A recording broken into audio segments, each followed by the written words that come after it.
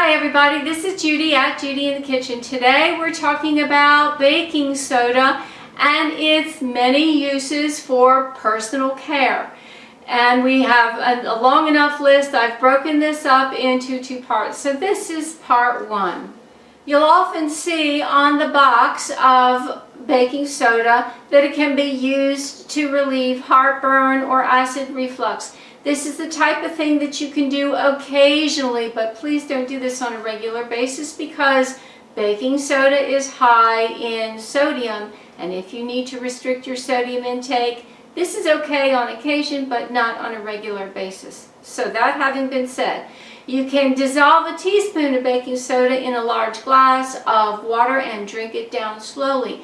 That will help to neutralize the acid in your esophagus and help to relieve that heartburn that you have. Again, consult with your physician if you are on a sodium restricted diet, and do that occasionally but not on a regular basis. Some people will use baking soda as a mouthwash. You can just dissolve a half a teaspoon of baking soda in a half a glass of warm water and rinse that around your mouth like you would use any type of mouthwash.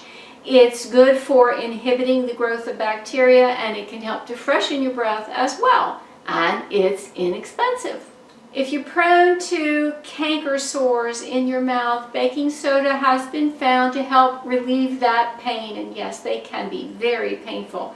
Rinse your mouth with a baking soda mouthwash, as I just mentioned, a half a teaspoon of baking soda in a half a glass of warm water. Do it once a day until those sores heal, and it should help. Toothpaste that's been made with baking soda has been found to remove more plaque and whiten your teeth better than toothpaste that was made without baking soda. It has mild abrasive properties to it, and it's also known to have some antibacterial properties in it as well. So between those two, a baking soda toothpaste may be a good option for you if you're prone to plaque and yellowing teeth.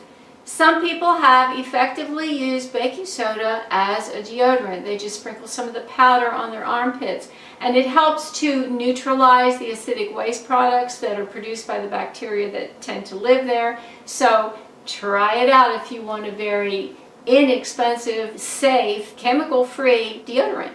A baking soda bath has been recommended for itchy skin or irritated skin due to bug bites or maybe even bee stings. You can use up to 2 cups of baking soda in a full tub of water. That is a lot of baking soda to use. If you go to that extent, you can soak up to 40 minutes, but that's a long time to be in that water. So if you do, you want to rinse off with some fresh water afterwards and drink plenty of water too, because that salt will be soaked into your body, and it may cause a little bit of a dehydration problem if you don't. In lieu of that, you can make a paste with baking soda and a little water and apply it to the irritated skin. Maybe it's a poison ivy irritation, rash, something like that. Apply a little bit of that to your skin and allow it to sit on there for a little while, and then rinse it off really well. Pat the skin dry. Don't rub it vigorously with a towel because that will further irritate your skin. If you want to relieve some sunburn, you can do that with baking soda in the bath water as well. Just add a small amount of baking soda to your tub. Also add a cup of oats to it as well. You're going to feel like you're making breakfast in the bathtub. Add that in there, soak in there for 15-20 minutes or so, and then don't scrub your skin. It's hurting from the sunburn.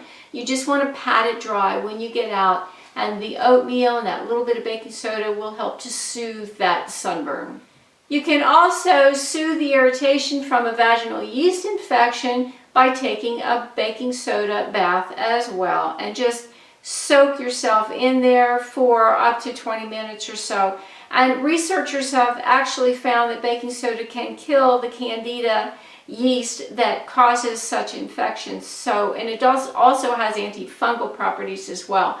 So it should help to relieve the irritation from those infections. I've suggested a lot of baking soda baths in there. There is a note of caution with that.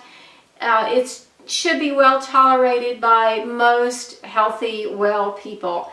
However, if you're pregnant or breastfeeding, or you have high blood pressure, you have diabetes, you have open wounds or serious infections and are prone to fainting, you might want to hold off on doing those, or maybe cut way back down on the amount of baking soda that you use because it may not be right for you.